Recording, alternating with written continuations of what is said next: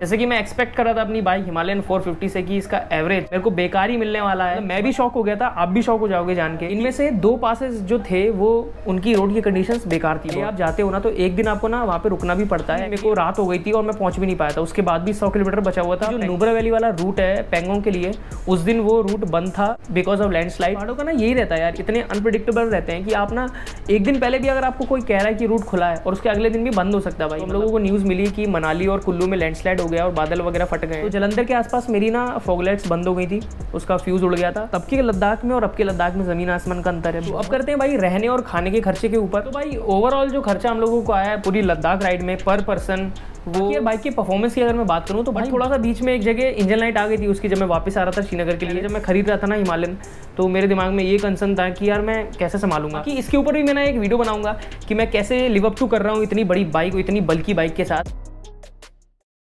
तो भाई सभी को नमस्कार और स्वागत है एक और ब्रांड न्यू व्लॉग में। आज का व्लॉग थोड़ा अलग होने वाला है क्योंकि यूजुअली मैं कैमरे के पीछे से बैठ के ज़्यादा बोलता हूँ, बट आज हम लोग आमने सामने बैठ के बात करेंगे। एंड आज की वीडियो का टॉपिक होने वाला है लद्दाख राइड में सारे एक्सपेंसेस और जो भी कुछ एक्सपीरियंस किया मैंने वो सब मैं आज आपसे शेयर करूंगा। सबसे पहले बात करते हैं भाई रूट मैप के ऊपर। तो हम लोगों ने अपनी जर्नी स्टार्ट करी ग्वालियर से एंड हम लोगों ने डे फर्स्ट में ग्वालियर से मंडी लगाई गाड़ी एंड मंडी में स्टे किया।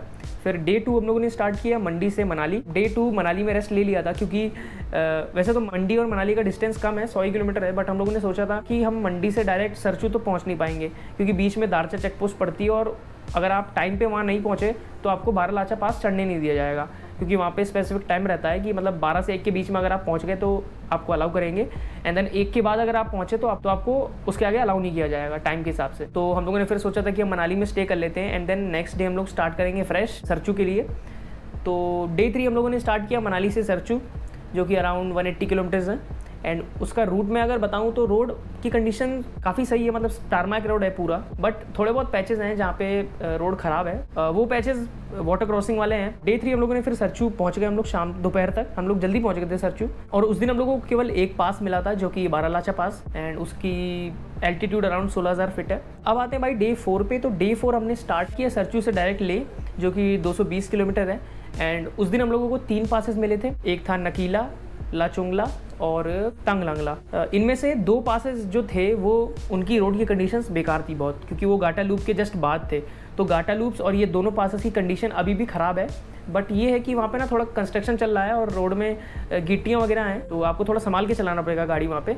और वो पासेस है नकीला पास और लाचुंगला, ये 2 पासेस की रोड अभी ख़राब है काफ़ी। बाकी वही पैच है एक जो ख़राब है ले मनाली हाईवे का, एंड देन उसके बाद पूरा साफ़ है जो आपको मुरे प्लेन्स मिलेगा। एंड देन टांगलंगला के बाद तो पूरा टारमैक रोड है, कोई दिक्कत नहीं है। उसके बाद डे 4 में हम लोग शाम तक पहुँच गए थे ले एंड देन वहीं पे स्टे किया हम लोगों ने। फिर डे 5 में हम लोगों ने सोचा था कि हम ले में स्टे करेंगे और आसपास की जगह घूमेंगे जैसे मोनेस्ट्री और मंदिर वगैरह। तो और होता क्या है ना कि जैसे ले आप जाते हो ना तो एक दिन आपको ना वहाँ पे रुकना भी पड़ता है क्योंकि आप एकदम लो एल्टीट्यूड से सीधा हाई एल्टीट्यूड में जाओगे ना तो बॉडी को थोड़ा एक्लेमेटाइज होने में टाइम लगता है, मिनिमम 1 दिन तो लगता ही लगता है। तो फिर हम लोगों ने डे 5 ले में घूम घूम के काटा। फिर डे 6 हमने स्टार्ट किया सुबह ले से नुब्रा वैली के थ्रू हुंडर एंड डिस्किट।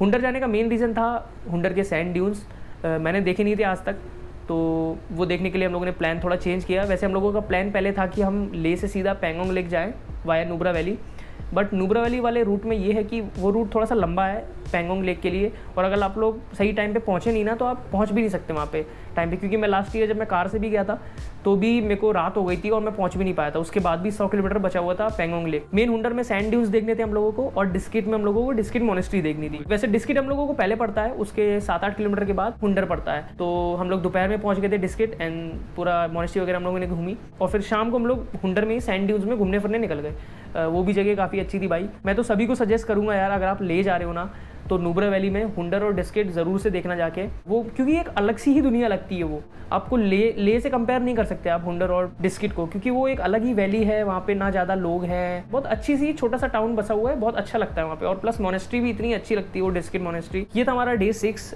फिर हम लोगों ने डे 7 स्टार्ट किया हुंडर से पेंगोंग लेक के लिए फ्रेश। बट उस दिन हम लोगों के साथ थोड़ा सा सीन ये हो गया क्योंकि जो नुब्रा वैली वाला रूट है पेंगोंग के लिए, उस दिन वो रूट बंद था बिकॉज ऑफ लैंडस्लाइड। तो हम लोगों को ना एक अल्टरनेट रूट दिया गया वुरीला पास से कारू के लिए। तो हम लोगों को एक्स्ट्रा 30 किलोमीटर चढ़ना पड़ा एंड देन उतर के हमको कारू पहुंचना पड़ा। तो वो चीज़ थोड़ा सा हेक्टिक था क्योंकि उस दिन हम लोगों को कोई पास मिलना नहीं था। अगर आप नुब्रा वैली के थ्रू जाते हो ना तो आपको फिर पास मिलेगा नहीं पेंगोंग लेक तक कोई भी। बट हमको उस दिन एक एक्स्ट्रा पास, वरीला पास और प्लस एक चांगला पास, ये 2 पासेस हमको एक्स्ट्रा करने पड़े उस एक दिन में। ऑलमोस्ट हमको पहुंचते पहुंचते रात हो गई थी पैंगोंग, क्योंकि लेट हो गए थे हम लोग ना ये डाइवर्शन के चक्कर में। बाकी वो भी बढ़िया था यार, दोनों पासेस देखे हमने उस दिन। थोड़ा सा ये लग रहा था कि एक्स्ट्रा ही चलना पड़ा, और प्लस मेरे दिमाग में ये था कि मेरे को ना नुब्रा वैली वाला रूट देखना था, बट किस्मत में नहीं था तो देख नहीं पाए भाई। पहाड़ों का ना यही रहता है यार, इतने अनप्रिडिक्टेबल रहते हैं कि आप ना एक दिन पहले भी अगर आपको कोई कह रहा है कि रूट खुला है और उसके अगले दिन भी बंद हो सकता है भाई, मतलब आप किसी पे भरोसा नहीं कर सकते, क्योंकि हम लोगों को बताया गया था कि पूरा रूट खुला है, कोई दिक्कत नहीं है। तो ये सीन था भाई हम लोग, लेकिन जब तक पहुंचे तब तक रूट बंद था। तो फिर डे 7 के एंड तक हम लोग मतलब पैंगोंग लेक पहुंच गए थे रात में। और रात में भाई पैंगोंग लेक में जो व्यू आता है ना मिल्की वे गैलेक्सी का, इट्स अनरियल मैन। मतलब पहली बार मैंने मिल्की वे गैलेक्सी देखी थी अपनी आंखों से, इतनी मतलब क्लियरली। वैसे तो क्योंकि बादल आ जाएंगे ना तो आप अच्छे से देख नहीं पाओगे, बट अगर बादल नहीं है और स्काई पूरा साफ है तो मतलब भाई मैं लिटरली बता रहा हूँ, पागल हो जाओगे आप लोग देख के। अब आते हैं भाई डे 8 में। एक्चुअली में ना हम लोगों का जो इनिशियल आइटनरी थी वो मनाली से होके ले एंड देन मनाली से ही वापस आने की थी। हम लोगों ने सोचा नहीं था कि हम श्रीनगर से जाएंगे, बट बीच में क्या हुआ, जब हम लोग पैंगोंग लेक पहुंचे थे ना तो हम लोगों को न्यूज़ मिली कि मनाली और कुल्लू में लैंडस्लाइड हो गया और बादल वगैरह फट गए हैं, तो इस वजह से ना रूट वहाँ का बंद हो गया, हाईवे बंद हो गया। तो बीच में हम लोगों को चेंज करना पड़ा। फिर हम लोगों ने सोचा कि हम लोग श्रीनगर के थ्रू आते हैं, क्योंकि इधर रिस्क लेने का मतलब नहीं है। फिर हम लोगों ने डे 8 स्टार्ट किया पैंगोंग लेक से सीधा कारगिल, जो कि अराउंड 450 किलोमीटर है। और हम लोग मतलब रात ही हो गई थी हम लोगों को पहुंचते पहुंचते। बट ये कहूँगा मैं कि श्रीनगर वाला route as compared to Manali बहुत अच्छा है। तो वही हम डे 7 के एंड तक हम लोग फिर कारगिल पहुंच गए थे। फिर डे 8 हम लोगों ने स्टार्ट किया कारगिल से श्रीनगर का, और उसमें हम लोगों को एक पास मिला था जोजिला पास, जो कि सबसे ट्रिकी है पूरे श्रीनगर वाले रूट का। मतलब वैसे तो श्रीनगर वाले रूट में ना पासेस हैं, बट इतने ऊंचे पासेस नहीं जितना मनाली वाले रूट में पड़ेंगे आपको। मतलब मनाली वाले में आपको ये समझो मिनिमम आपको 15,000 फीट के ऊपर के ही पासेस मिलेंगे, बट यही आपको श्रीनगर वाले रूट में ना पासेस तो मिलेंगे बट उनकी ऊंचाई कम है एज कम्पेयर टू मनाली वाले। मतलब आपको मिनिमम वहाँ पे 10-12 हज़ार फीट के ही मिलेंगे पासेस, और प्लस वहाँ पे पासेस में भी यार डबल लेन रोड बनी है। बस एक ही जो पास है ना जो सबसे ट्रिकी है श्रीनगर वाले रूट का, वो है जोजिला पास। क्योंकि वैसे तो वो पास इतना ऊंचा है नहीं, 12,000 फीट का ही है, बट मेन क्या है ना वहाँ की कंडीशंस बेकार हैं थोड़ी, और उसको मेंटेन करना और भी मुश्किल है, क्योंकि वो लैंडस्लाइड प्रोन इलाका है पूरा। वहाँ पे कभी भी किसी भी टाइम लैंडस्लाइड आ जाता है, और प्लस ट्रैफिक भी ज़्यादा होता है ना श्रीनगर वाले रूट से, तो ट्रैफिक भी ज़्यादा है, रूट भी अनप्रिडिक्टेबल है, तो वो थोड़ा मेंटेन करना ना वहाँ पे ना दिक्कत की बात है। वही एक 10-20 किलोमीटर का पैच है जो जिला पास का, वही सबसे बेकार है। बाकी उसके अलावा श्रीनगर वाले रूट में आपको कहीं भी परेशानी नहीं होगी यार। तो फिर हम लोग मतलब डे 8 के एंड तक हम लोग श्रीनगर पहुंच गए थे। फिर आते हैं भाई डे 9 में। डे 9 हम लोगों ने स्टार्ट किया श्रीनगर से दिल्ली। जो 2 राइडर मेरे साथ आए थे उन लोगों को दिल्ली में रुकना था, बट मेरे को डायरेक्ट ग्वालियर जाना था। तो हुआ क्या कि हम लोग जब निकले वहाँ से तो जलंधर के आसपास मेरी ना फॉगलाइट्स बंद हो गई थी, उसका फ्यूज़ उड़ गया था, तो बिल्कुल अंधा ही हो गया मैं। पहले मेरा प्लान था कि मैं डायरेक्ट एक बार कोशिश करूँ कि मैं श्रीनगर से डायरेक्ट ग्वालियर लगा दूँ गाड़ी, बट लाइट्स ने भी धोखा दे दिया, और फिर 2-3 लोग जब साथ में होते हैं ना तो थोड़ा रुकना भी ज़्यादा हो जाता है, तो इस वजह से ना थोड़ा टाइम बढ़ता चला गया। एंड हम लोग मतलब 4-4:30 बजे दिल्ली पहुँचे, और उसके बाद फिर नींद भी आने लग रही थी, उसके बाद नींद का झोंका भी आने लग गया था मेरे को, और लाइट्स भी नहीं थी गाड़ी में। तो फिर मैंने सोचा कि स्टे कर लेता हूँ दिल्ली में ही उन्हीं के साथ। 4-4:30 पे पहुँचे हम लोग दिल्ली, तो स्टे किया, और फिर दोपहर में जब मैं उठा तो मैंने सीधा अपनी जर्नी फिर से स्टार्ट कर दी ग्वालियर के लिए। फिर रात तक मैं पहुँच गया था। तो वे ऐसे ही मतलब डे 9 और डे 10 हमारा ग्वालियर आने में लग गया श्रीनगर से। तो ये थी भाई मेरी overall route plan Ladakh ride का। अगर मैं किलोमीटर्स बताऊं तो 3,400 किलोमीटर हो गए थे टोटल, मतलब मैं घर पहुंचा हूं तो 3,400 क्लॉक हो गए थे। अगर मैं एक्सपीरियंस की बात करूं तो यार लद्दाख, अब पहले वाला जो लद्दाख था ना 2018-19 वाला, वो अब तो बहुत चेंज हो गया यार। मतलब मैंने वीडियोस देखी पुरानी लोगों की, मैं पहले भी देखता था, तो भाई तब के लद्दाख में और अब के लद्दाख में ज़मीन आसमान का अंतर है। बहुत सही हो गया यार। आपको मतलब पूरे लद्दाख के रूट में 70-80% आपको टारमैक रोड ही मिलेगी। थोड़े बहुत पैचेस हैं पासेस के जो खराब हैं।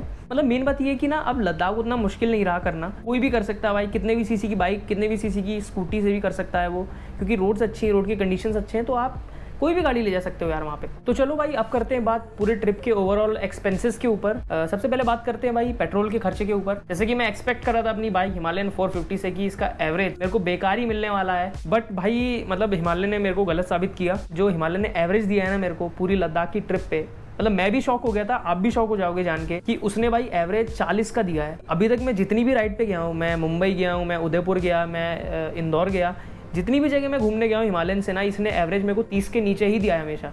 मैं ये सोचता था कि यार टंकी फुल में भी 400 किलोमीटर चल पा रही है, कभी कभी तो 400 से भी कम चलती थी भाई। इस बार वाली राइड में मैंने देख लिया कि भाई टंकी फुल पे भी अगर आप इसको तमीज़ में चलाओगे ना, मतलब 80 से मैक्स 90 तक रखोगे गाड़ी, तो ये आपको 550 तक की रेंज दे देगी टंकी में, फुल टैंक में। और ओवरऑल अगर मैं पेट्रोल का खर्चा बताऊँ आपको, तो मेरी गाड़ी ने 7,500 रुपये का तेल खाया है पूरी लद्दाख की ट्रिप में।